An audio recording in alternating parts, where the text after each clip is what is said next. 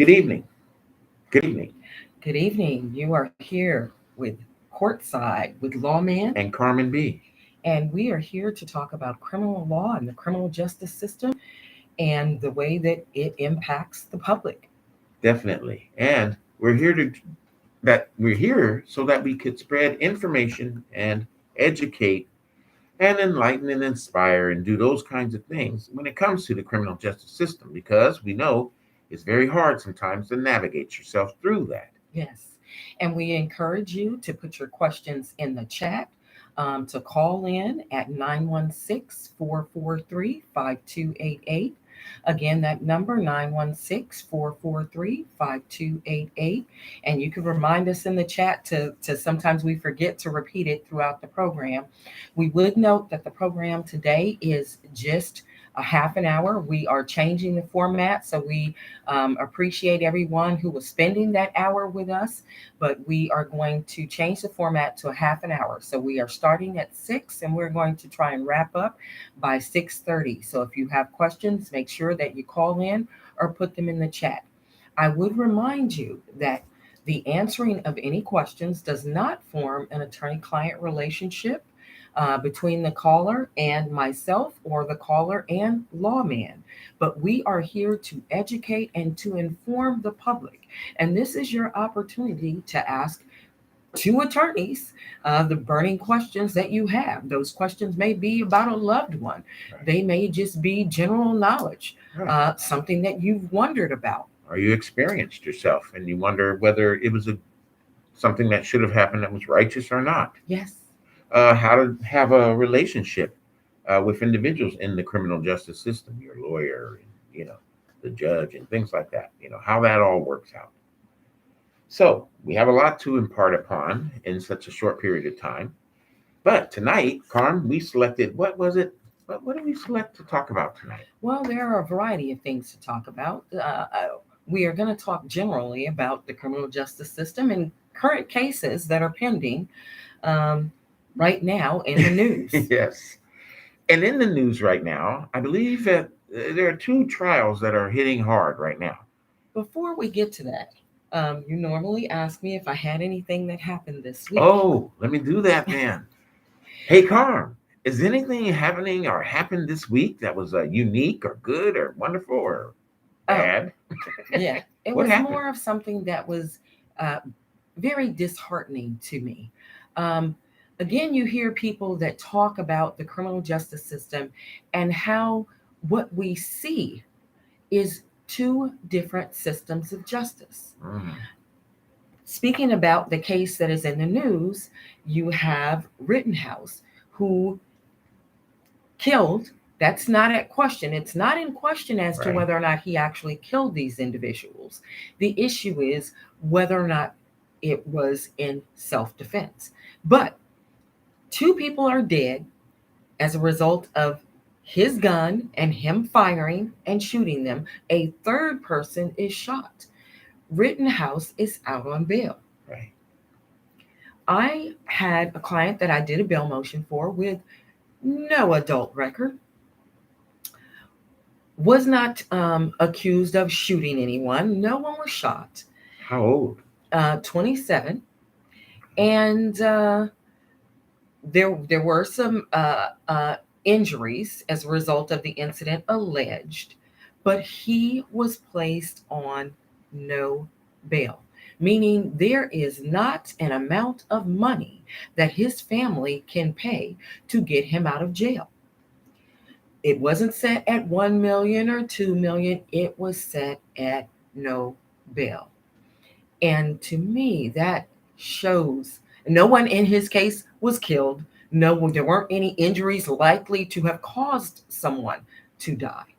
And I know again, people will say it's a different Different state. jurisdiction. And I understand that. But we see it all the time in our own jurisdiction. True.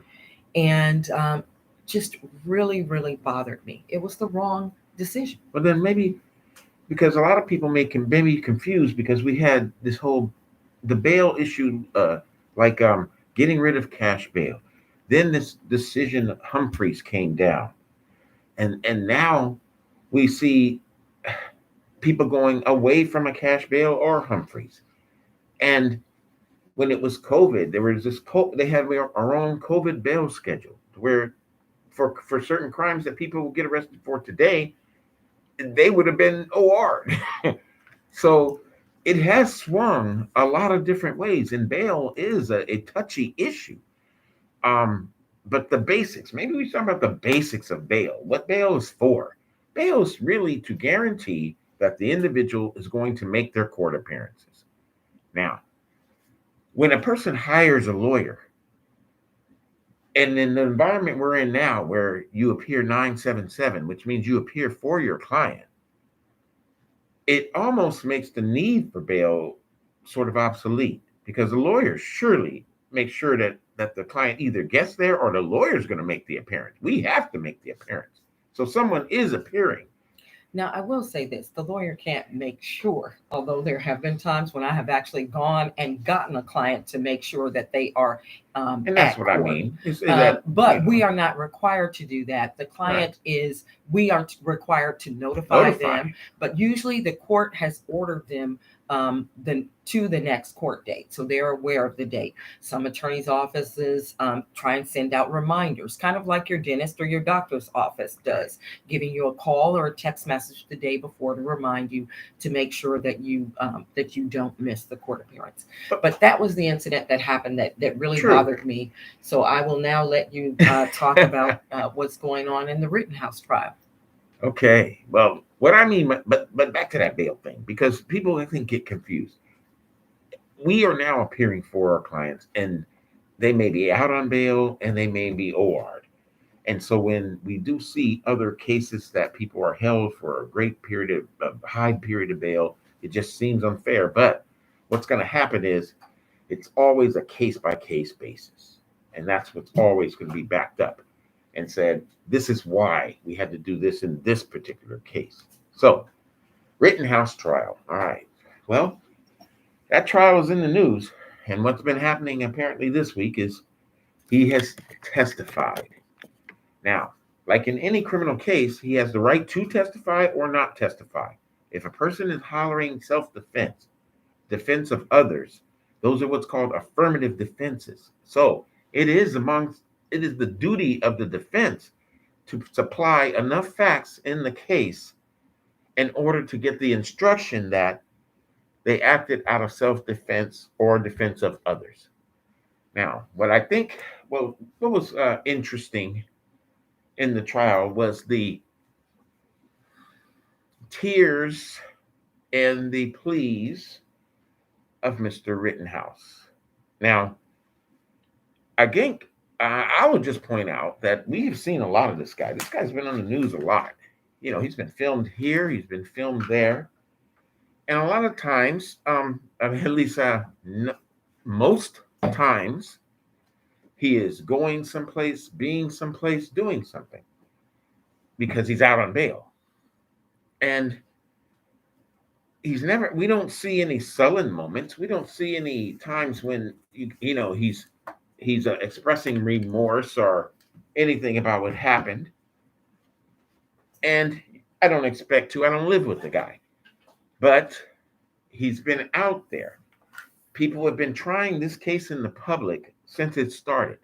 And what that means is, a lot of the issues in trial have leaked out and people get to talk about it and think about it. And so I think a lot of people felt on the one hand that his crying was somewhat over exaggerated or seemed to be well placed, would be a way of saying, versus his demeanor and attitude up until that point. And I can understand how some people will be angry at that and say, hey, look, he's putting on a show in order to get away with something. Now I am going to say this. Yeah. Mr. Rittenhouse was 17 years old when this happened. So he was a young man, right? A child. Yeah. In the eyes of the law, still a child. So is it not possible that his tears could have been sincere? Now, perhaps his tears were sincere. What I want to know is when those tears are coming from a brown face, why don't we give that same amount of sympathy? Oh, this poor child. Well, first thing is, if it depends on who I am now. Am I the juror?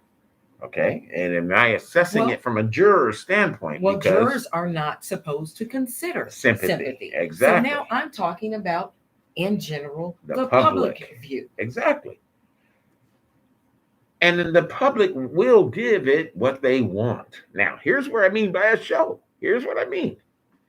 What I mean is that it's always apropos. It is always behooving. It is always good for you to put forth emotion when emotion is necessary, especially when there's a case going on. Sometimes, though, what happens and what I see a lot of is usually the witness hates me, okay? But while they're testifying for the prosecution, they're nice and quiet and they're speaking low, they're speaking slowly, they're crying a bit and all that. And then when it comes to cross examination, there are no more tears. There's anger, there's a higher pitch in the voice, there's sharpness. They don't want to answer the questions, they ask me questions, and I've done nothing to that person. Now, I call that a show, even though that person will say, well, I didn't like you questioning me. I didn't want you questioning me and my credibility. You knew it was going to happen. So Well, why did you show so much? Oh. And then when it's on cross, you act like I killed your mother or something.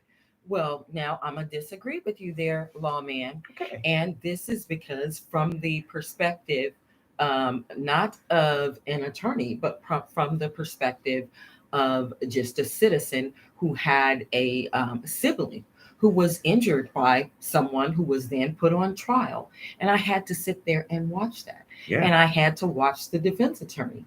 And there is just a certain amount of emotion that you're going to feel when there is someone who is representing someone that you believe have harmed your loved one.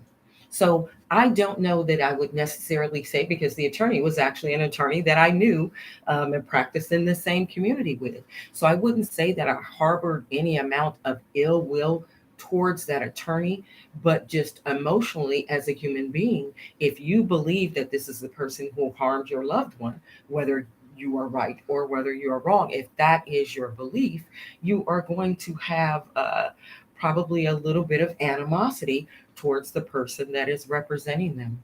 However, Carmen, remember, you were sitting in the audience. I'm talking about the person on the stand, the actual victim, the person who probably should show the emotion, but such a swing of emotions. And it's kind of obvious from point one, where the defense lawyer begins to do his thing Now we and the have witness changes. Yes, and that can happen. And sometimes when that happens, I think that that witness has not been fully explained of what's going to happen, because a witness who is fully aware, That cross that knows examination is that cross coming. examination is going to come, does not change their emotional state.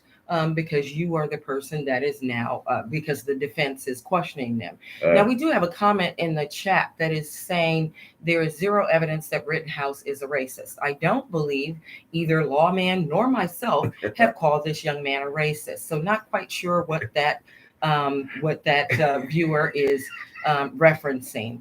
We have another comment from, oh, perhaps he's referencing the comment from before. Zimbabwe Walker. He will become a martyr to racist type radicals, but we as self-preservationists know the difference between hunting and self-defense. So I guess Moran Tactical is responding to that.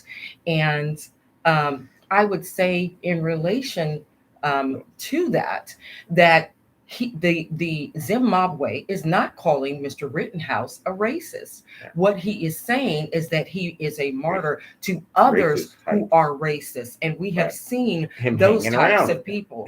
He was hanging around with them, right? I mean, they probably paid some of his bail.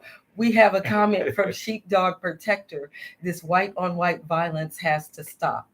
Um, and we don't, I wanted to be clear that we are certainly not mocking the loss of life.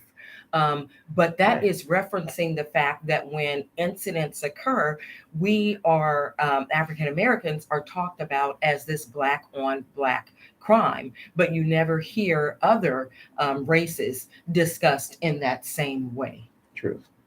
And so back to a couple other things. A martyr to racist type radicals. Okay. Now look.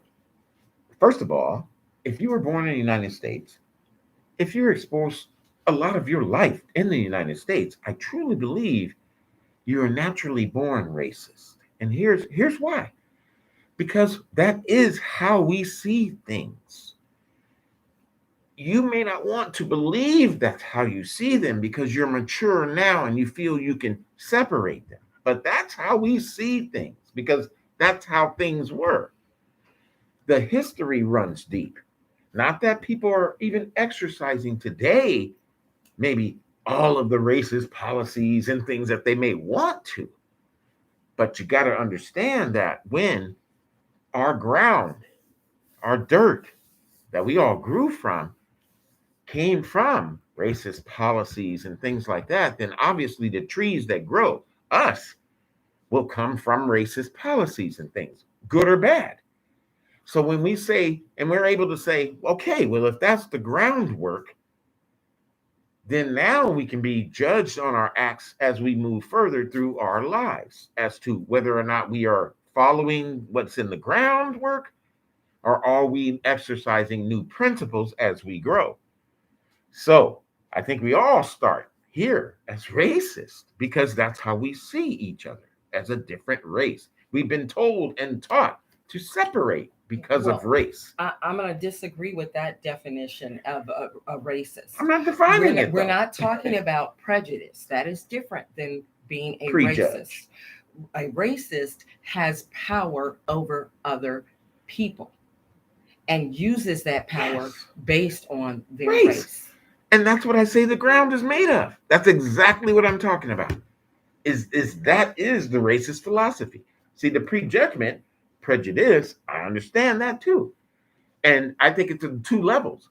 If we are starting off in this ground of racist, then the prejudge is a tool that we use later on. You see, to go, I am prejudging that person because of my racist roots, because of the racist roots in the country. I can now prejudge people because of that. And that's my point in that we all come from that ground. You choose to use the tools of it later. Like if I use tools in order to exclude certain people from voting or having certain rights or not being able to achieve economically. If I choose to do follow legislation and do rules and regulations to stop that, then I am using the tools of the racist land. If I choose my tools to open it up for individuals, to allow them to get better educations, allow people to thrive more as different races, racing, racist, should I say, as different races achieve together, all of them together, if I use my tools to achieve that, then I am now using tools that are go against the groundwork that we all started at. So I look at this country and I look at things like these trials because even Michael Jackson, even OJ, all had race as an underlying theme there that people would prejudge on. So Kyle, everybody, we can all be racist. It's what we do though later. That's the problem. Like if he went out and shot people, and my problem is protecting property. If these people weren't shooting at him, it's not self-defense. If they're not Now, harming him, that's not self-defense. That's all. we have another comment that from Zimbabwe Walker. Why defend his motives as a racist or not? Yes, no one is talking about the whether or not he is a Yeah. racist. Again, the comment was specifically relating to the fact that other individuals in this country who are racist will use him as a Yeah. martyr, depending on what happens.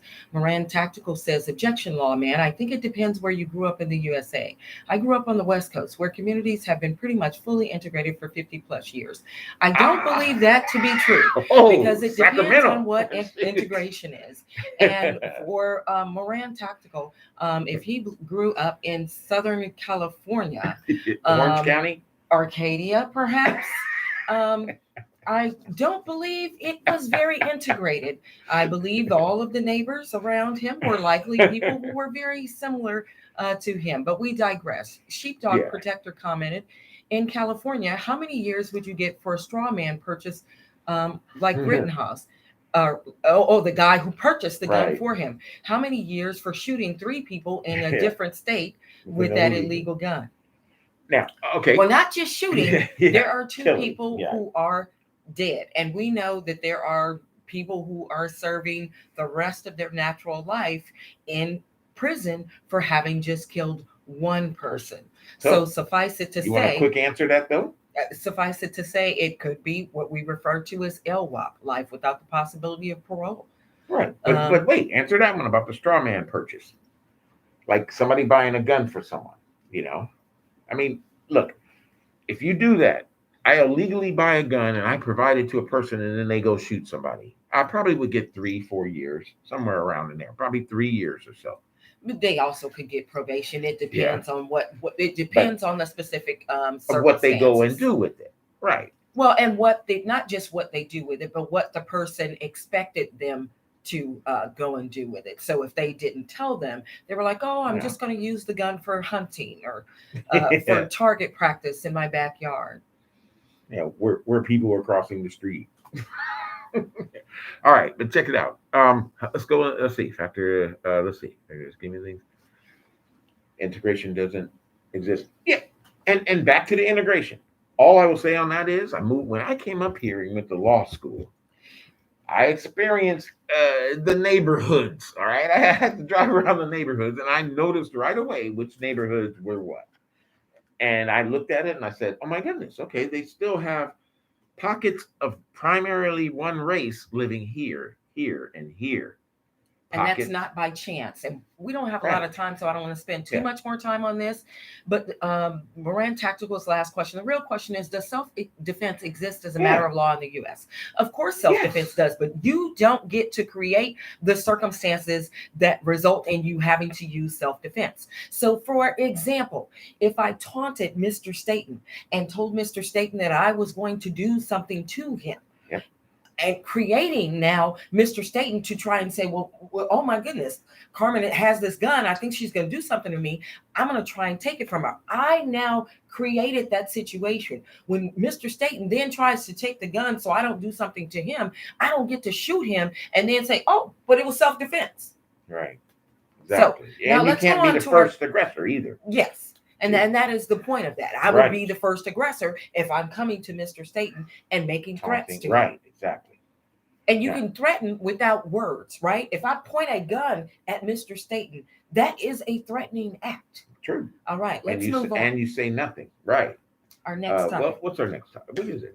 Okay. We were going to talk about this new petition that has come out in San Francisco, where San Francisco citizens, I believe 83,000 of them, had signatures to recall the district attorney, Mr. Boughton. Now, Mr. Boughton is a unique district attorney, okay? He has come in, became elected, and actually has been, I hate to say it, but he's been very fair on crime. And people, though, what do you mean fair on crime? Hold on, let me finish. People have criticized him that fair on crime, though, means that more people are dying, more crime is occurring. The city is a worse place to live in. So their fair on crime would be interpreted as easy on criminals and not arresting fast enough to where the status quo wants him to. Now, he is the DA. He can do exactly what he wants to do in terms of the DA's office. So he is doing what he is doing, obviously, I believe, because of his own convictions of doing it. He does come from a family that's incarcerated. He's a defense lawyer formerly.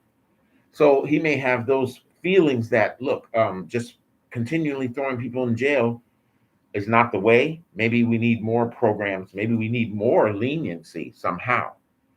Does it lead to a rise in crime? Well, some people will say yes, but some people also will argue no, because it depends really on the crime you're talking about and where it's concentrated.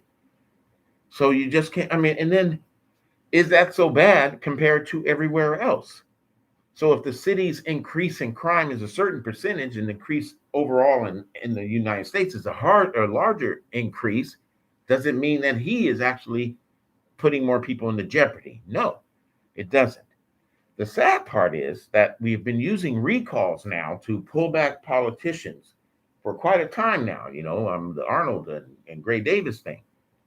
And here, now they'll have another recall and another revote to see what direction the DA's office is going in, which is that we call it progressive because a DA does not want to always exercise their right under the three strikes law to prosecute. The DA wants to use more programs for treatment when it comes to drugs and alcohol. And I'll tell you this, look, if a crime occurs, it is the DA's responsibility to file charges if charges are righteous, if there is evidence to support them. But there has always been discretion. There is discretion in whether or not to arrest someone. Yeah. The officer on the street who has the initial contact can decide whether he's going to arrest someone or whether he's going to give them a warning and send them on their way. Sure.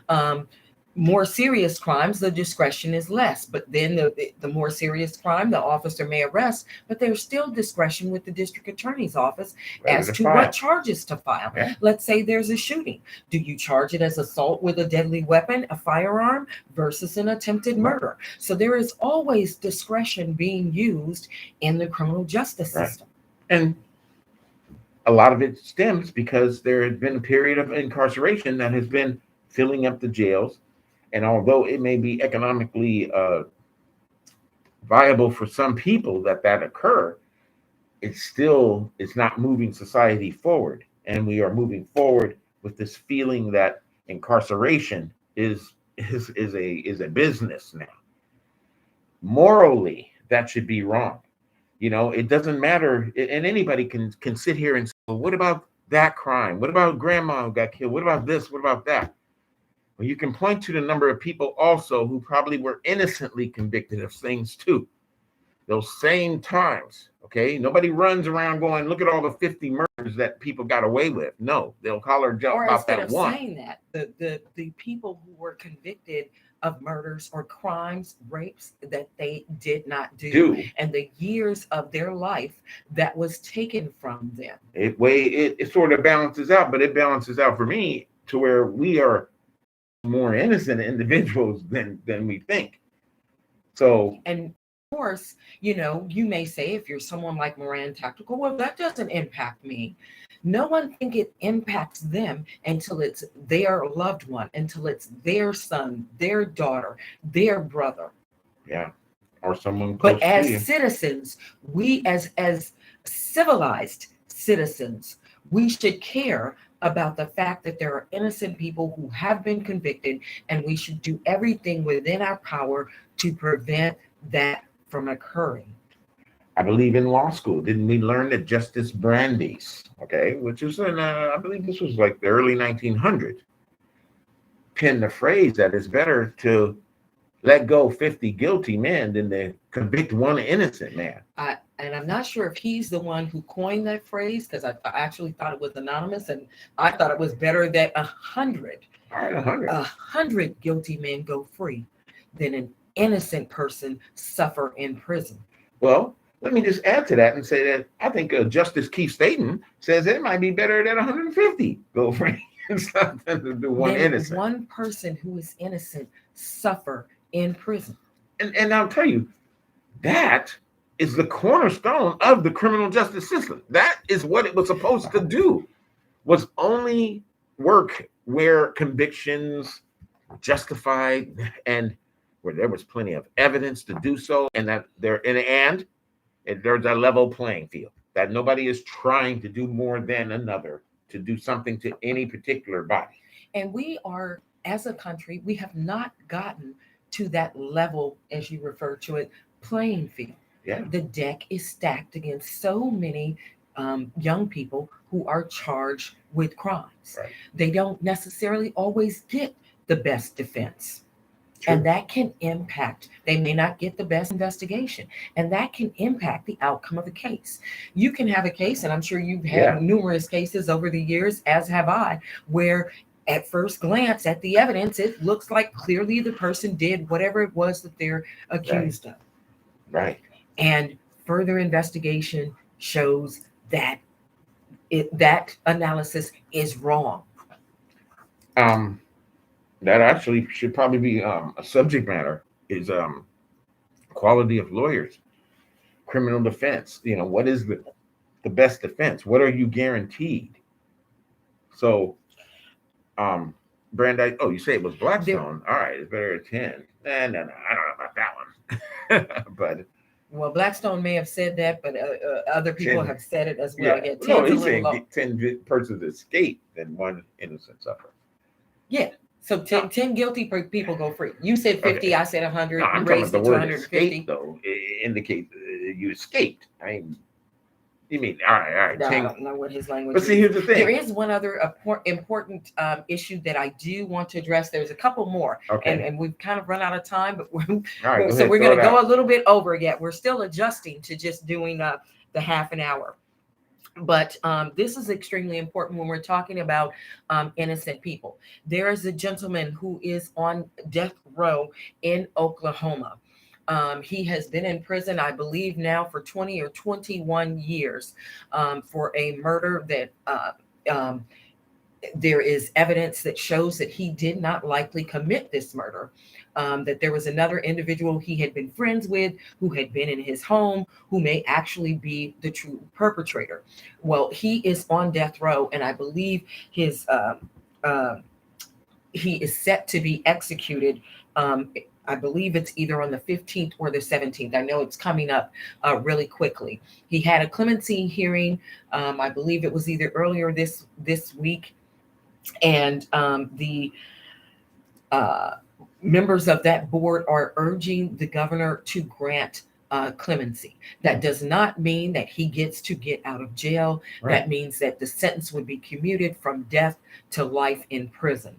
When we don't know with certainty, and we can't know with certainty whether or not the system came to the right decision. That is why we should not be imposing the death penalty, and particularly in this case. And I know that a lot of people have spoken on his behalf, have contacted the governor. It is in the governor's hands for him to make that decision, and I hope that governor makes the right decision. Again, you can Google it. It's Julius Jones in the state of Oklahoma. I believe there may be letters that you can send, as well as calling that governor's office there, particularly if you reside in Oklahoma, because then you would be a constituent of that particular state. But we don't want this young, I believe he was 19 or 20 at the time that he went to prison, and has been in for a little over 20 years. And I mean, just an example of the death penalty and maybe the faults with it. And I will state this in response to what Tactical said. The mere fact that, and I don't know that it's not my understanding that his DNA was on the murder weapon, but that it was on I believe it was some kind of handkerchief or something that the weapon was wrapped in. Oh, okay. But I would remind you that the individual who may have done this was a friend of his, someone who spent time at his house, who would have had access. So again, people like to jump to conclusions and say, well, then this means that he must be the person. No, because there is an innocent explanation for that as well. If your friend borrowed your clothing or left it, let's say it's not even his clothing, left the item at his house, right? Or something that he had worn before. his DNA is going to be on it. That does not make him the murderer. Well, I tell you, Carmen, we're getting down to the death penalty now. And Well, we said we don't have much time. We don't. But because this man's Yeah. life hangs in the No, balance, I see and that. they'll make a decision. But I believe before our next Yeah. show, I wanted to address that. Oh yeah. I'm not saying against that. So the next thing that just- we have yeah, is we to have talk to- about again with the district attorney and the election that's going to be coming up in Sacramento. Yes. There are a couple of individuals running for DA, and leading candidates are Tin Ho from the district attorney's office and Alana Matthews, coming in from the outside, so to speak, not a DA, not a criminal defense attorney. She was a prior DA. He is a current DA. We as Sacramentans should pay attention to this election, simply because, number one, no matter what, if either of those two are going to be the ones that we're voting on, there will be color at the head of the DA's office, which has never happened. Now, number two, it looks like it's a decision between progressive DA management and following along with old school, possibly. Mr. Ho will probably not be a progressive DA. Miss Matthews will be a progressive DA. In that programs being able to hold people more accountable, even at the DAs or even police officers, will be something that may be looked at and counted upon, or at least dealt with under her regime. Well, we want someone in that position who is going to actually be fair, who is going to be unbiased when investigations are occurring that involve law enforcement officers. I would note that Ms. Matthews is having a fundraiser that is hosted by the mayor, Daryl Steinberg, and the Sacramento Central Labor Council. That is November 16th at the Hook and Ladder Manufacturing Company at 1630 S Street. Again, Hook and Ladder Manufacturing Company at 1630 S Street here in Sacramento, and that is from 8 a.m. to 9 a.m. on November 16th. You can RSVP by emailing RSVP at amwconsulting.net. Again, RSVP at amwconsulting.net. She is a candidate, and if you want to learn what she would do for you, come on out and attend and see. Follow her. Listen to her speeches. Listen to what she's doing. Watch what she's doing. We do have a question in the chat from Mark Bond. Is the FN 509 legal now in California now that the LA police are using it? Our gun expert. Look. See if he's available. He said he's available and that it is a no. The answer is no. The only way to legally purchase an FN 509 as a non-law enforcement in California is if you can find a cop who is selling one as a used gun and go through California Department of Justice. Yeah. And with that, I think that we got to go. We'll end it for tonight. Yes. We appreciate you spending this time, your evening, with Courtside with Lawman and Carmen B. Thank you. We'll see you again next Friday, 6 Stay p.m. safe, stay alive, stay awake, please. Yes.